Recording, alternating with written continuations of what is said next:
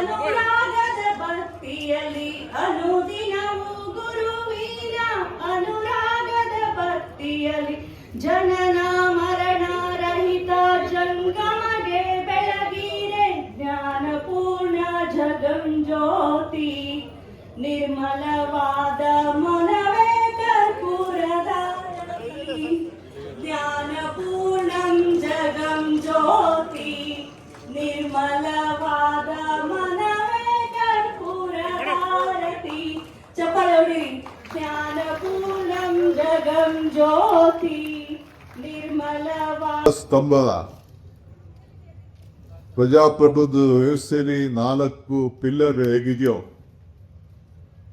ಹಂಗೆ ಸಮುದಾಯ ಬದುಕಬೇಕಾದ್ರೆ ಈ 4 ಪಿಲ್ಲರ್ಗಳು ಒಂದು ಕೃಷಿಕ, ಕಾರ್ಮಿಕ, ಶಿಕ್ಷಕ, ಸೈನಿಕ ಈ 4 ಜನ ಇದ್ರೆ ನಮ್ಮ ದೇಶವನ್ನ ಎಲ್ಲ ರೀತಿ ಸಂಪತ್ತಿಂದ ಕಾಪಾಡಲಿಕ್ಕೆ ಸಾಧ್ಯ ಅಂತೇಳಿ ನಮ್ಮ ಹಿರಿಯ ನಾಯಕರುಗಳೆಲ್ಲ ಇಡೀ ವಿಶ್ವದಲ್ಲೇ ದೊಡ್ಡ ಚರ್ಚೆ ನಡೆಸಿ ಈ ಪವಿತ್ರವಾದಂಥ ದಿನ ಕಾರ್ಮಿಕ ದಿನಾಚರಣೆ ಅಂತೇಳಿ ಇವತ್ತು ನಿಗದಿ ಮಾಡಿ ನಮ್ಮ ರಾಜ್ಯದಲ್ಲಿ ಸರ್ಕಾರದ ರಜಾ ಕೂಡ ನಾವು ಘೋಷಣೆ ಮಾಡಿ ಅವ್ರಿಗೆ ಗೌರವನ ಸಲ್ಲಿಸಬೇಕು ಅಂತ ಹೇಳಿ ನಿಮ್ಮ ದುಡಿಮೆಗೆ ಗೌರವ ಕೊಡಬೇಕು.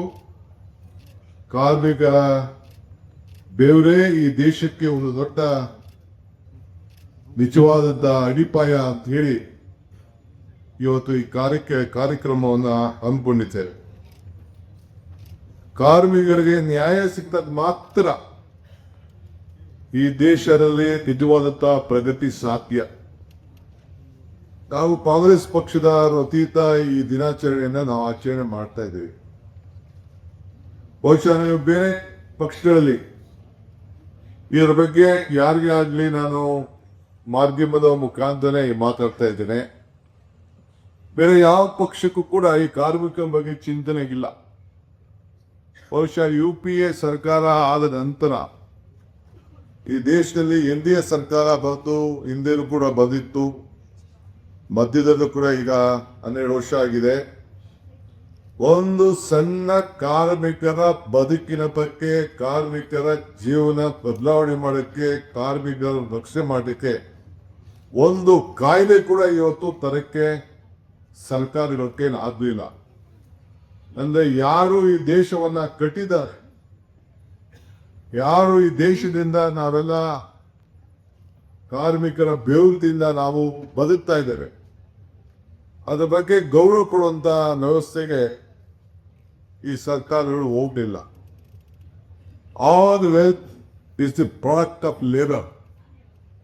ಅಂದ್ರೆ ಪ್ರತಿಯೊಂದು ಸಂಪತ್ತು, ಮನೆ ಕಟ್ಟೋರು ಇರ್ಬೋದು, ರಸ್ತೆ ಮಾಡೋರು ಇರ್ಬೋದು, ಪ್ರತಿಯೊಂದು ನಾನು ಈಗೇನು ಎಲ್ಲ ಅಂಗಗಳಲ್ಲಿ ಮಾತಾಡಿದೆ, ಎಲ್ಲ ಸಂಪತ್ತು ಕಾರ್ಮಿಕರ ಫಲದಿಂದಲೇ ಈ ದುಡಿಮೆ ಆಗಿದೆ ಅನ್ನೋದ್ರಲ್ಲಿ ಯಾವ ತರದ ಸಂಶಯ ಕೂಡ ಇವತ್ತು ಬೇಡ.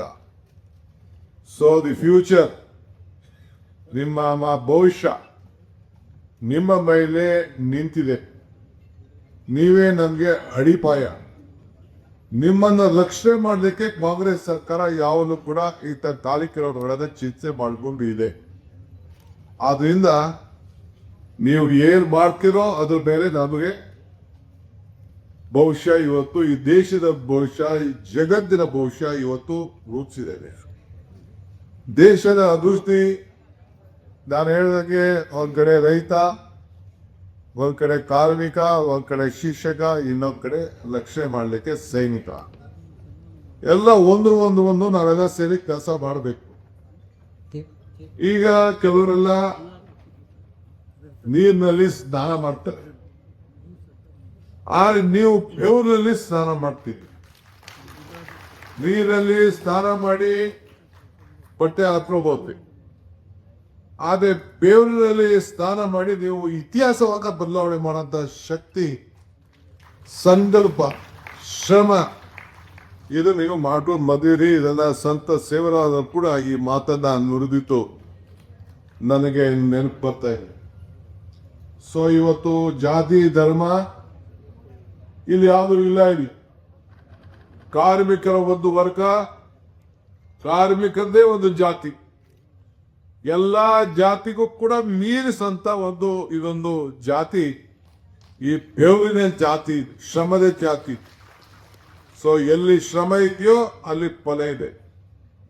ಸಿದ್ದರಾಮಯ್ಯನ ನೇತೃತ್ವದ ಸರ್ಕಾರ ಕೂಡ ರಾಹುಲ್ ಗಾಂಧಿಯವರ ಮಾರ್ಗದರ್ಶನ ಮೇಲೆ ಇವತ್ತು ಗಿಗಿ ವರ್ಕರ್ಸ್ ವಿಚಾರದಲ್ಲಿ 5-6 ಬಾರಿ ನಾವು ಚರ್ಚೆ ಮಾಡಿದ್ರು. ಭಾರತ್ ಜೋಡೋ ಸಂದರ್ಭದಲ್ಲಿ ರಾಹುಲ್ ಗಾಂಧಿ ಅವರು ಕರೆಸಿ ಚರ್ಚೆ ಮಾಡಿದ್ರು, ದೆಹಲಿಯಲ್ಲಿ ಕರೆಸಿ ಚರ್ಚೆ ಮಾಡಿದ್ರು. ಸಂತೋಷ್ ಲಾಡ್ನ, ಪ್ರಿಯಾಂಕ್ ಖರ್ಗೆ ಅವ್ರನ್ನ, ಮುಖ್ಯಮಂತ್ರಿಗಳನ್ನ, ಬೇರೆಯವರೆಲ್ಲ ನಮ್ಮನ್ನೆಲ್ಲ ಕರ್ಕೋಬೇಕಾದ್ರೆ ಚರ್ಚೆ ಮಾಡೋದು. ಚರ್ಚೆ ಮಾಡಿ ಮಾರ್ಗದರ್ಶನ ಕೊಟ್ಟರು. ಆ ಮನೆಗೆ ಹೋಗಿ ತಪ್ಪೋನು, ಶ್ರಮ, ಟೈಮು, ಅವ್ರಿಗೆ ಆಧಾರ ಇವೆಲ್ಲ ಕೂಡ ಆಲೋಚನೆಯನ್ನು ಮಾಡಬೇಕು ಅಂತಿದ್ರು. ಒಂದು ದೊಡ್ಡ ಸಂಘಟನೆಗಳು, ದೊಡ್ಡ ದೊಡ್ಡ ಸಂಸ್ಥೆಗಳು, ಇಂಟರ್ನ್ಯಾಷನಲ್ ಸಂಸ್ಥೆಗಳು ನಮಗೆ ಆ ಬೆಲೆಯನ್ನ ನಿಗದಿ ಮಾಡಿದ್ರೆ, ಕೂಲಿ ನಿಗದಿ ಮಾಡಿದ್ರೆ, ಅವ್ರಿಗೆ ರೆಸ್ಪೆಕ್ಟ್ ನಿಗದಿ ಮಾಡಿದ್ರೆ, ಇನ್ಸೂರೆನ್ಸ್ ಮಾಡಿದ್ರೆ, ಪೆನ್ಷನ್ಗಳು ಕೊಟ್ರೆ ನಮ್ಮ ಆದಾಯಕ್ಕೆ ಕಡಿಮೆ ಆಗ್ತಿದೆ ಅಂತೇಳಿ ಬೇಕಾದಷ್ಟು ಒಪ್ಪಿಲ್ಲವನ್ನಂಥದ್ದು. ಆದ್ರೆ ಆ ಒಂದು ಸಂಸ್ಥೆಗಿನ್ನ ಇದನ್ನ ದುಡಿತಾ ಇರುವಂತ ಕಾರ್ಮಿಕ ಭವಿಷ್ಯ ಮುಖ್ಯ ಅಂತೇಳಿ ನಾವು ದೊಡ್ಡ ತೀರ್ಮಾನ ಮಾಡಿ ಅದಕ್ಕೆ ಕಾನೂನು ಮುಖಾಂತರನೇ ಶಕ್ತಿಯನ್ನ ಕೊಡಬೇಕು ಅಂತೇಳಿ ನಾವು ಯಾವ ಆದೇಶನೂ ಮಾಡಲಿಲ್ಲ. ನಮ್ಮ ಅಮೆಂಡ್ಮೆಂಟೇ ತಂದೆ ನಿಮ್ಗೆಲ್ಲ ರಕ್ಷಣೆ ಮಾಡುವಂತ ಕೆಲಸವನ್ನ ಇವತ್ತು ನಾವು ಮಾಡ್ಕೊಂಡು ನಾವು ಬರ್ತಾ ಇದ್ದೀವಿ. ಸೊ ಅದರಿಂದ ಕಾಂಗ್ರೆಸ್ ಪಕ್ಷ ಇವತ್ತು ನಿಮ್ಮ ಪುಟ್ಟಸ್ವಾಮಿ ಗೌಡರ ನೇತೃತ್ವದಲ್ಲಿ ಒಳ್ಳೆ ಸೆನೆಟ್ನಾಗಾದ್ರು. ನನಗೆ ಅವರ ಎಲ್ಲ ಜಿಲ್ಲಾಧ್ಯಕ್ಷರು, ಪದಾಧಿಕಾರಿಗಳು ನಾನೆಲ್ಲ ಗಮನಿಸ್ತಾ ಇದ್ದೇನೆ. ನೀವು ಯಾವುದೋ ದೊಡ್ಡ ದೊಡ್ಡ ಅಧಿಕಾರಕ್ಕೆ ಯಾವತ್ತು ಹಿಂದೆ ಬಂದವರಲ್ಲ, ನಿಮ್ದೇ ಆದಂತ ಶ್ರಮ ಮಾಡ್ಕೊಂಡು ಬರ್ತಾ ಇದ್ದೀವಿ. ಸೊ ಮಹಾತ್ಮ ಗಾಂಧೀಜಿಯವರು ಹೇಳಿದಂಗೆ ಇವತ್ತು ಬದುಕಲು ಬೇಕಾದ ಕೂಲಿ ನೀಡದೆ ಹೋದ್ರೆ ಅದೇ ಒಂದು ದೊಡ್ಡ ಶೋಷಣೆ ಅನ್ನೋದು ಮಹಾತ್ಮ ಗಾಂಧೀಜಿಯವರು ನಮ್ಗೆಲ್ಲ ಮಾರ್ಗದರ್ಶನವನ್ನು ಕೊಟ್ಟವ್ರೆ. So it is learn the value of the hard work ಅಂತ ಹೇಳಿದ್ದಾರೆ. ನಾವೆಲ್ಲ ಕಲ್ತ್ಕೊಳ್ಬೇಕು ಅಂತೇಳಿ. ಸೊ ಮನೆ ಕಟ್ಟೋನು, ಕೂಲಿ ಕೆಲಸ ಮಾಡೋನು, ಸಿಮೆಂಟ್ ಕೆಲಸ ಮಾಡೋನು, ಬಿಲ್ಡಿಂಗ್ ಕಟ್ಟೋನು, ಪೌರ ಕಾರ್ಮಿಕ, ಕೃಷಿ ಕಾರ್ಮಿಕ, ಗಾರ್ಮೆಂಟ್ ಕಾರ್ಮಿಕ, ರಸ್ತೆ ಕೆಲಸ ಇವೆಲ್ಲರೂ ಕೂಡ ಕೊಂದಲಿಟ್ಕೊಂಡೆ ನಿಮ್ಮ ಮನೆಯ ಜ್ಯೋತಿಯನ್ನ ಬೆಳೆಸಲಿಕ್ಕೆ, ನಿಮ್ಮ ಮನೆಗಳಲ್ಲಿ 1,000-2,200 ಯೂನಿಟ್ ವರೆಗೂ ಕೂಡ ಕೊಡ್ಲಿಕ್ಕೆ, ನಿಮ್ಮ ಹೆಣ್ಣು ಮಕ್ಕಳ ಕೊಟ್ಟ ಯಾರು ಮನೆ ಯಜಮಾನರಿಗೆ 1,26,00,000 ಹೆಣ್ಣು ಮಕ್ಕಳಿಗೆ ನೇರ ಸಹಾಯವನ್ನು ಮಾಡಲಿಕ್ಕೆ, ಹೆಣ್ಣು ಮಕ್ಕಳು ರಸ್ತೆ ಓಡಾಡ್ಲಿಕ್ಕೆ. ನಾನ್ ಮನೆಯೆಲ್ಲ ಉತ್ತರ ಕರ್ನಾಟಕ ಹೋಗಿದೆ, ಕೇಳ್ತಾ ಇದೆ. ಬರ್ದಿಂದ ಬೆಂಗಳೂರು, ಬೀದರು ಬರ್ಬೇಕಾದ್ರೆ 6 ದಿನ, ವರ್ಷಕ್ಕೋ 2 ವರ್ಷಕ್ಕೋ ಒಂದ್ಸತಿ ನಂಟಿಸ್ತಾರ ಸಂಬಂಧ ಇಲ್ಲಿ ಮಾಡುವಂತ ಕೂಲಿ ಮಾಡೋರು ಹೆಣ್ಮಕ್ಳು ಅವರೆಲ್ಲ ವರ್ಷಕ್ಕೆ 2 ವರ್ಷಕ್ಕೆ ಹೋಗ್ತಿದಂತೆ. ಈಗ 3 ತಿಂಗಳು 4 ತಿಂಗಳು ಒಂದ್ಸತಿ ಹೋಗಿ ಊರಿಗೆ ಹೋಗಿ 2 ದಿನ ರಜಾ ಬಿಟ್ಟು ರಾತ್ರಿ ಹೋಗಿ 2 ದಿನ ಕೆಲಸ ಮಾಡ್ಬಿಟ್ಟು ವಾಪಸ್ ಬಂದು ಇಲ್ಲಿ ಅವರ ಬದುಕನ್ನ ನೋಡ್ತಾ ಇರುತ್ತೆ. ಒಂದೊಂದು 3,000 ಸಾವಿರ ರೂಪಾಯಿ ದುಡ್ಡು ಉಳಿತದಂತೆ. ಆ ರೀತಿ ಅವರು ನೆನೆಸ್ಕೊಳ್ತಾ ಇವತ್ತು ಇತಿಹಾಸ ಇದೆ. ನಾನು ಸರ್ವೆ ಮಾಡಿಸಿದ್ದೆ ನಮ್ಮ ಸೋಷಿಯಲ್ ಮೀಡಿಯಾ ಟೀಮಲ್ಲಿ.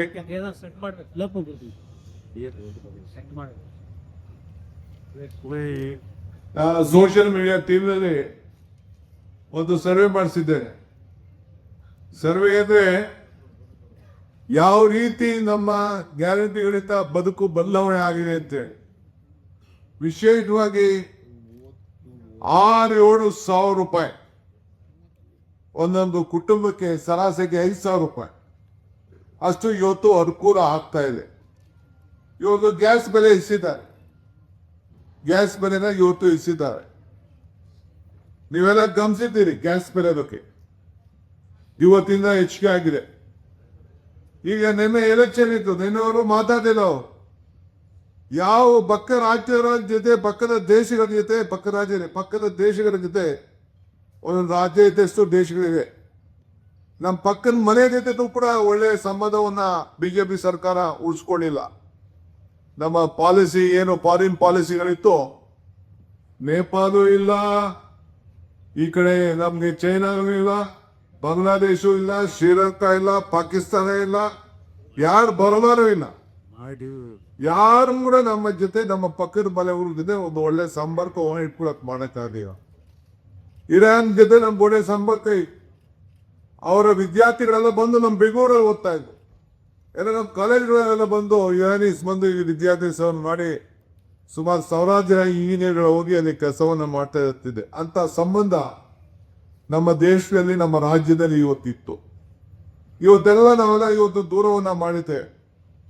ಸೊ ಹಂಗೆ, ಯಾಕೆಂದ್ರೆ ಯಾವುದೇ ದೇಶ ಕಟ್ಟಬೇಕಾದ್ರೆ, ಒಂದು ಮನೆ ಕಟ್ಟಬೇಕಾದ್ರೆ ಇಟ್ಟಿಗೆ ಫೌಂಡೇಶನ್ ಹೆಂಗೆ ಮುಖ್ಯನೋ ಹಂಗೆ ಪ್ರತಿಯೊಬ್ಬರ ದೇವರದಿಂದ ಇವತ್ತು ನಾವೆಲ್ಲರ ಜೊತೆ ಸಂಪರ್ಕವನ್ನು ಇಟ್ಕೊಂಡು ನಾವು ಕೆಲಸವನ್ನು ನಾವು ಮಾಡಬೇಕಾಗ್ತದೆ. ಸೊ ಅದರಿಂದ ನಮ್ಮ ಸರ್ಕಾರ ಇವತ್ತು ನಿಮ್ಮೆಲ್ಲರ ಬದುಕಿಗೆ ಅನೇಕ ಕಾನೂನುಗಳನ್ನು ತೆಗೆದುಕೊಂಡು ಬಂದಿದ್ದೇವೆ. ಇಲ್ಲಿವರೆಗೂ ಕೂಡ ಯಾರು ಒಂದು ಹೆಣ್ಣು ಮಗನಾಗಲಿ ಒಬ್ಬ ಕಾರ್ಮಿಕನ ಗ್ಯಾರಂಟಿಗಳನ್ನ ವಿರೋಧ ಮಾಡಲಿಲ್ಲ.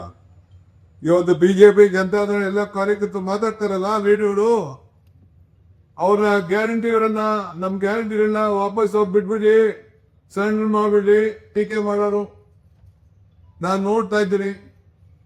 ನಾನು ಮಂಗಳೂರಿಗೆ ಹೋಗಿದ್ದೆ, ಉಡುಪಿಗೆ ಹೋಗಿದ್ದೆ. ಉಡುಪಿಯಲ್ಲಿ ನಮಗೆ ಒಬ್ರು ಗೆಲ್ಲಿಲ್ಲ, ಮಂಗಳೂರಲ್ಲಿ ಇಬ್ರು ಗೆದ್ದಿದ್ದಾರೆ.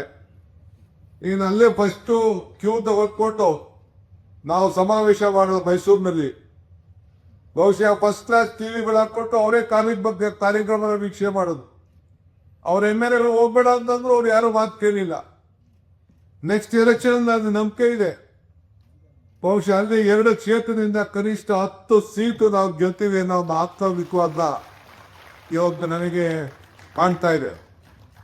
ನಾನು ನಮ್ಮ ಕಾರ್ಮಿಕರಿಗೆ, ಮುಖಂಡರಿಗೆ ಯಾರು ಬಂದಿದ್ದೀರಿ, ನೀವು ಬೂತ್ ಆಯ್ಕೆ ಮಾಡ್ಕೋಬೇಕು. ನೀವು ಒಂದೇ ಬೂತ್, ನಿಮ್ದೇ ಬೂತ್ ಆಯ್ಕೆ ಮಾಡ್ಕೊಳ್ಳಿ. ಪಕ್ಕದ ಬೂತ್ ನೀವೇನು ಹೋಗ್ಕೋಬೇಡಿ.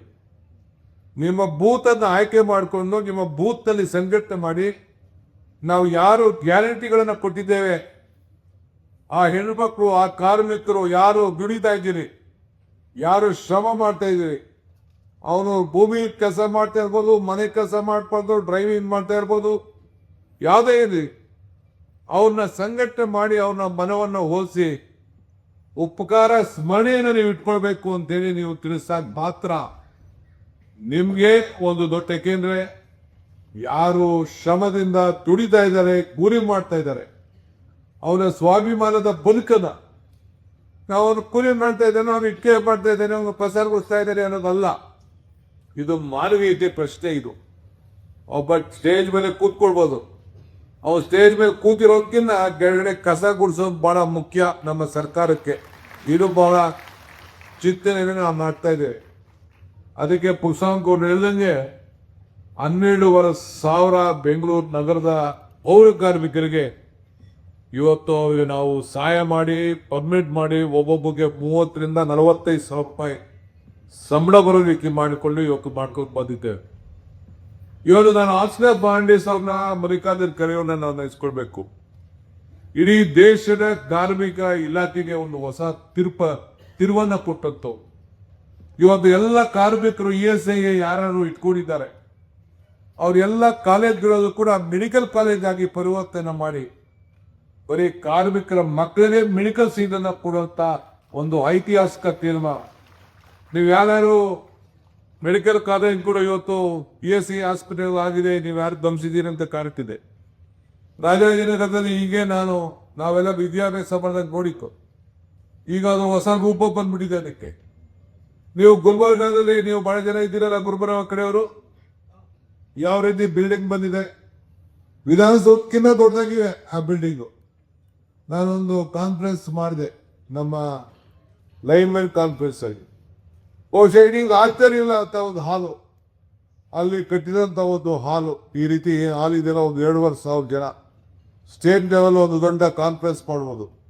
ಆ ರೀತಿ ಮಾಡಿ ಅಲ್ಲಿ ಹಾಸ್ಪಿಟಲ್ ಕಟ್ಟಿ, ಬಿಲ್ಡಿಂಗ್ ಕಟ್ಟು, ಸಾವಿರಾರು ಕೋಟಿ ರೂಪಾಯಿ ಖರ್ಚು ಮಾಡಿ ಆಗ ಸೋನಿಯಾ ಗಾಂಧಿ ಅವರು ಬಂದು ಅದನ್ನ ಉದ್ಘಾಟನೆ ಮಾಡಿದಂಥ ಇತಿಹಾಸ ಇದೆ. ಸೊ ಹಂಗೆ ಇವತ್ತು ನಾವು ಕಾರ್ಮಿಕರ ಬದುಕಿನಲ್ಲಿ ಕಾಂಗ್ರೆಸ್ ಪಕ್ಷ ನಿಂತಿದೆ. ಕಾರ್ಮಿಕರ ಜೀವನದಲ್ಲಿ ಕಾಂಗ್ರೆಸ್ ಪಕ್ಷ ನಿಂತಿದೆ. ನಾನು ಆಗೋರು ಮಾತು ತಿಳ್ಕೊಳ್ತೀನಿ. ಕಾಂಗ್ರೆಸ್ ಶಕ್ತಿ, ದೇಶದ ಶಕ್ತಿ. ಕಾಂಗ್ರೆಸ್ ಇತಿಹಾಸ, ಈ ದೇಶದ ಇತಿಹಾಸ. ಕಾಂಗ್ರೆಸ್ ಅಧಿಕಾರಕ್ಕೆ ಬಂದಾಗ ಎಲ್ಲ ವರ್ಗದ ಜನರ ಅಧಿಕಾರಕ್ಕೆ ಬಂದಾಗ ಅಂದ್ರೆ ಅರ್ಥ, ಒಬ್ಬ ರೈತ ಇರ್ಬೋದು, ಒಬ್ಬ ಕಾರ್ಮಿಕ ಇರ್ಬೋದು, ಒಬ್ಬ ಸೈನಿಕ ಇರ್ಬೋದು, ಒಬ್ಬ ಶಿಕ್ಷಕ ಇರ್ಬೋದು, ಒಬ್ಬ ವರ್ತಕ ಇರ್ಬೋದು, ಎಲ್ಲ ಸಮಾಜದಲ್ಲಿ ಎಲ್ಲ ಜನಾಂಗಕ್ಕೂ ಕೂಡ ಸಮಾನತೆಯನ್ನು ನೋಡುವಂತ ದೃಷ್ಟಿ ಇವತ್ತು ಕಾಂಗ್ರೆಸ್ ಸರ್ಕಾರ ಇವತ್ತು ನಡ್ಕೊಂಡು ಇವತ್ತು ಬಂದಿದೆ. ಈ ಹಿನ್ನೆಲೆಯಲ್ಲಿ ನಿಮ್ಮ ಮಕ್ಕಳ ಭವಿಷ್ಯಕ್ಕೆ ಈ ಪಕ್ಷ ಯಾವಾಗಲೂ ನಿಂತ್ಕೊಟ್ಟಿದೆ. ನೆಹರೂರವರ ಕೂಲಿ ಕಾಯ್ದೆಯನ್ನು ಕೂಡ ಅವತ್ತಿನ ಕಾಲದಲ್ಲಿ ನಮ್ಮ ದೇಶಕ್ಕೆ ಸ್ವಾತಂತ್ರ್ಯ ಬಂದ ಮೇಲೆ ಪ್ರಧಾನಮಂತ್ರಿ ಆಗ್ತಾರೆ ತಂದಿದ್ರು. 96ರಲ್ಲಿ ಪ್ರಧಾನಮಂತ್ರಿಗಳಾದ ನರಸಿಂಹರಾಯರು ಅವರು ಕೂಡ ಇವತ್ತು ಕಟ್ಟಡ ಮತ್ತು ಇತರೆ ಕಾರ್ಮಿಕರಿಗೆ ಇವತ್ತು ನ್ಯಾಯವನ್ನು ಕೊಡಬೇಕು ಅಂತ ಕಾಯ್ದೆಯಾದದ್ರು. ಇವತ್ತು ಆರೋಗ್ಯಕ್ಕೋಸ್ಕರ ಈಗಾಗಲೇ 100 ಸಚ್ಚಾಯಿ ಪ್ರತ್ಯೇಕವಾದಂತಹ ವ್ಯವಸ್ಥೆಯನ್ನು ಇವತ್ತು ಮಾಡಲಾಗಿದೆ. ಭಾರತ್ ಜೋಡೋ ಸಂದರ್ಭದಲ್ಲಿ ನಮ್ಮ ನಾಯಕರುಗಳು ನಿಮ್ಮನ್ನೆಲ್ಲ ಕರೆಸಿ ಮಾತಾಡಿ ಏನು ಹಾಕ್ಬೇಕು ಅಂತೇಳಿ ರಾಹುಲ್ ಗಾಂಧಿ ಅವರು ಕೂಡ ಚರ್ಚೆ ಮಾಡಿ ಅದಕ್ಕೊಂದು ಮಾರ್ಗದರ್ಶನ ನಮ್ಮ ಸರ್ಕಾರಕ್ಕೆ ತಂದಿದ್ದಾರೆ. ಸೊ ಹೀಗೆ ನಾವು ನಿಮ್ಮ ಜೊತೆ ಇದ್ದೇವೆ. ನೀವು ನಮ್ಮ ಜೊತೆಗಿರಬೇಕಾದ್ರೆ ನೀವು ಇರ್ತೀವಿ. ನಿಮ್ಮ ಜೊತೆಯಲ್ಲಿ ಒಕ್ಕೊಬ್ಬ 100 ಜನ 1000 ಜನನ ನಮ್ಮ ಪಕ್ಷದ ಇತಿಹಾಸವನ್ನು ಸೃಷ್ಟಿ ಮಾಡಿ ತೋರಿಸಿ ತಿಳಿಸಿ ಮನವರಿಕೆ ಮಾಡಿ ಮತ್ತೆ ಜನರಿಗೆ ಜೀವಕ್ಕೆ ಕಾಂಗ್ರೆಸ್ ಪಕ್ಷದ ಶಕ್ತಿಯಿಂದ ಸೇವೆ ಮಾಡಲಿಕ್ಕೆ. ಈಗ ಆಯ್ತಪ್ಪ, ಹಿಂದಿ ಬೆಲೆ ಏರಿಕೆ ಆಗ್ತಿದ್ದಲ್ಲ, ನಾವು 50,000 ಕೋಟಿ ಕೊಡ್ತಾ ಇದ್ದೀವಿ ನಿಮಗೆ. ಈಗ ಕಾರ್ಮಿಕ ಕಟ್ಟಡದ ಕಾಯ್ದೆನ ಅದು ಇನ್ನೊಂದು ಅದಿಲ್ಲ ಅಂದ್ರೆ ಏನಾಗ್ತಿತ್ತು ಹೇಳಿ? ಇಲ್ಲ ಅಂದ್ರೆ ಏನ್ ಸಮಸ್ಯೆ ಆಗ್ತಿತ್ತು ಹೇಳಿ? ಇವತ್ತು ಪ್ರತಿಯೊಬ್ಬರು ಕೂಡ ಕಾರ್ ಕೊಟ್ಟಿದ್ದೇವೆ, ಪ್ರತಿಯೊಬ್ಬರು ಕೂಡ ಗುರುಸ್ತಾ ಇದ್ದೇವೆ, ಪ್ರತಿಯೊಬ್ಬರು ಕೂಡ ವಿವಿಧ ರೀತಿಯ ಪೆನ್ಷನ್ ಅನ್ನು ಒದಗಿಸ್ಕೊಡ್ತಾ ಇದ್ದೇವೆ, ಪ್ರತಿಯೊಬ್ಬರು ಕೂಡ 5 ಗಾಂಧಿ ಕೊಡ್ತಾ ಇದ್ದೀವಿ. ಅದಿಲ್ಲ ಅಂದ್ರೆ ಇವತ್ತಿನ ಬೆಲೆ ಏರಿಕೆ ಸಂದರ್ಭದಲ್ಲಿ ನಿಮ್ಮ ಬದುಕು ಏನಾಯ್ತಾಯ್ತು ಅನ್ನೋದನ್ನ ಆಲೋಚನೆ ಮಾಡಬೇಕು. ಇದನ್ನ ನಮ್ಮ ಮತದಾರರಿಗೆ ಮನವರಿಕೆ ಮಾಡುವ ಕೆಲಸ ಮಾಡಬೇಕು. ನಾನು ಪುರಸ್ವಾಮಿ ಗೌಡ್ರು ಮತ್ತು ಅವರ ಟೀಮೇಲಿ ಇವತ್ತು ನಮ್ಮ ವರ್ಕಿಂಗ್ ಪ್ರೆಸಿಡೆಂಟು ಅವರ ಜವಾಬ್ದಾರಿ ತೆಗೆದುಕೊಂಡ್ಮೇಲೆ ಆ ಇಲಾಖೆಗೆ ಸಂಬಂಧಪಟ್ಟಂತ ಆ ದಿನಾಚರಣೆ ಬಗ್ಗೆ ಅವರಿಗೆ ಜವಾಬ್ದಾರಿಯನ್ನು ಕೊಟ್ಟು ನಾವು ಹೊಸ ರೂಪವನ್ನು ಅವರ ಮುಖಂಡತ್ವದಲ್ಲಿ ಈಗಾಗಲೇ ಕಾರ್ಯಕ್ರಮಗಳನ್ನು ನಾವು ಹೆಚ್ಚಿಕೊಂಡು ನಿಮ್ಮ ದಿನ, ನಿಮ್ಮ ಶ್ರಮ, ನಿಮ್ಮ ಹಕ್ಕು, ನಿಮ್ಮ ನಾಯಕತ್ವದ ಬಗ್ಗೆ ನೀವು ರೂಪ, ನಿಮ್ಮ ಆಲೋಚನೆಗಳು, ನಿಮ್ಮ ಚಿಂತನೆಗಳು ಅದನ್ನ ಎಲ್ಲ ಕೂಡ ನಿಮ್ಮ ಜನರಿಗೆ ತಿಳಿಸಿ. ನಾವು 10 ಜನ ನಾಯಕರನ್ನ ಇವ್ರದ್ದು ಯಾಕೆ ಮಾತಾಡಲಿಕ್ಕೆ ಅವಕಾಶ ಮಾಡಿಕೊಡ್ತಾ ಇದೀವಿ ಅಂದ್ರೆ ನಿಮ್ಮ ಭಾವನೆ ಏನಿದೆ, ನಿಮ್ಮ ಚಿಂತನೆ ಏನಿದೆ, ಇದರಲ್ಲೂ ಕೂಡ ಸರ್ಕಾರ ಮುಂದೆ ವಿಕಾಸ ಬದಲಾವಣೆ ತರಬೇಕಾದ್ರೆ ನಾವು ತಿದ್ಕೊಳ್ಳಿಕ್ಕೆ ನಾವೆಲ್ಲ ಸಿದ್ಧ ಇದ್ದೇವೆ ಅಂತೇಳಿ ನಿಮ್ಮ ಶ್ರಮಕ್ಕೆ ಗೌರವನ ಕೊಡಬೇಕು ಅನ್ನೋ ದೃಷ್ಟಿಯಿಂದ ಈ ರೀತಿ ಕಾರ್ಯಕ್ರಮವನ್ನು ಹಮ್ಮಿಕೊಂಡಿದ್ದೇವೆ. ಇವತ್ತು ಈ ಕಾರ್ಮಿಕ ದಿನಾಚರಣೆ ಸಂದರ್ಭ ಇಡೀ ವಿಶ್ವ ಆಚರಣೆ ಮಾಡ್ತಾ ಇದೆ. ನಾನು ಮುಖ್ಯಮಂತ್ರಿಗಳು ವೇದಿಕೆ ಅಂತ ಎಲ್ಲ ನಮ್ಮ ನಾಯಕರು ಬಹಳ ಗೌರವದಿಂದ ನಿಮಗೆ ಶುಭವನ್ನು ಹಾರೈಸಬೇಕು ಅಂತೇಳಿ ನಿಮ್ಮ ಆಹ್ವಾನಿಸಿ ಇವತ್ತೆಲ್ಲ ನಿಮ್ಮನ್ನು ಸೇರಿಸಿದ್ದೇವೆ. ಭಾರತ್ ಜೋಡೋ ಭವನದಲ್ಲಿ ಈ ದಿನಾಚರಣೆ ನಡೀತಾ ಇದೆ. ಭಾರತ್ ಜೋಡೋ ಅಂದ್ರೆ ಭಾರತ ಒಗ್ಗಟ್ಟು ಮಾಡುವಂಥದ್ದು. ಇಂದಿರಾ ಗಾಂಧಿ ಅವರು ರಚಿಸಿರುವಂಥ ಈ ಭವನದಲ್ಲಿ ಈ ಕಾರ್ಮಿಕ ವ್ಯವಸ್ಥೆಗೆ ಇಂದಿರಾ ಗಾಂಧಿ ಅವರು ಅಧ್ಯಕ್ಷ ಆಗಿದ್ದಾಗ ನಮ್ಮ 4 ಅಂಗ, ಒಂದು ಇಂಟಕ್ಕು, ಒಂದು ಮಹಿಳಾ ಕಾಂಗ್ರೆಸ್ಸು, ಒಂದು ಯೂತ್ ಕಾಂಗ್ರೆಸ್ಸು, ಒಂದು NSU, ಇದಕ್ಕೆ ಅವರೇ ಅಧ್ಯಕ್ಷರಾಗಿ ಉಳ್ಕೊಂಡ್ರು. ಬೇರೆಯವ್ರನ್ನ ಅಧ್ಯಕ್ಷರು ಮಾಡಲಿಲ್ಲ. ಬೇರೆಯವ್ರನ್ನ ಮಾಡಿದ್ರು ಕೂಡ ಅವರೇ ರಾಷ್ಟ್ರ ಮಟ್ಟದಲ್ಲಿ ಮಾಡಿ ನಮ್ಮ ಚುನಾವಣೆಯಲ್ಲಿ ಸೀಟ್ ಸೆಲೆಕ್ಷನ್ ಮಾಡಬೇಕಾದ್ರೆ ಕೂಡ ಈ ಇಂಟೆಕ್ ಅಧ್ಯಕ್ಷ ನಮ್ಮ ವರ್ಕಿಂಗ್ ಕಮಿಟಿಲಿ ಇರ್ತಾರೆ, ಇಂಟೆಕ್ ಅಧ್ಯಕ್ಷ ನಮ್ಮ ಎಲೆಕ್ಷನ್ ಕಮಿಟಿಲಿ ಇರ್ತಾರೆ. ಇಂಟೆಕ್ ಅಧ್ಯಕ್ಷರಿಗೆ ಸ್ಟೇಜ್ ಮೇಲೆ ತಂದೆ ಆದಂತ ಸ್ಥಾನಮಾನವನ್ನು ಕೊಡ್ತೇವೆ. ಇದು ಕಾಂಗ್ರೆಸ್ ಪಕ್ಷದ ಶಕ್ತಿ, ಕಾಂಗ್ರೆಸ್ ಪಕ್ಷದ ಇತಿಹಾಸ. ಸೊ ಈ ಹಿನ್ನೆಲೆಯಲ್ಲಿ ನೀವು ನಾವೆಲ್ಲ ಸೇರಿ ಒಟ್ಟಿಗೆ ದುಡಿಯೋಣ. ನೀವು ಒಂದು ರೀತಿ ಕಾರ್ಮಿಕರೇ, ನಾವು ಕಾರ್ಮಿಕರೇ, ಜನ ಸೇವೆ ಮಾಡೋರು. ನಾವು ಕೂಡ ನಮ್ಮದೇ ಆದಂಥ ಸ್ವಲ್ಪ ಸ್ಟೇಟಸ್ ನಮಗೆ ಬೇರೆ ಇರು, ಆದರೆ ನಾವು ಮೂಲ ಕಾರ್ಮಿಕರೇ. ಆ ದೃಷ್ಟಿಯಲ್ಲಿ ನಿಮ್ಮ ಬದುಕನ್ನು ಬದಲಾವಣೆಯನ್ನು ಮಾಡ್ತಾ ಇದ್ದೇವೆ ಮಾತನ್ನು ಹೇಳಿ ತಮಗೆ ಶುಭ ಹಾರೈಸಿ ನನ್ನ ಮಾತನ್ನು ಮುಗಿಸ್ತೇನೆ. ನಮಸ್ಕಾರ.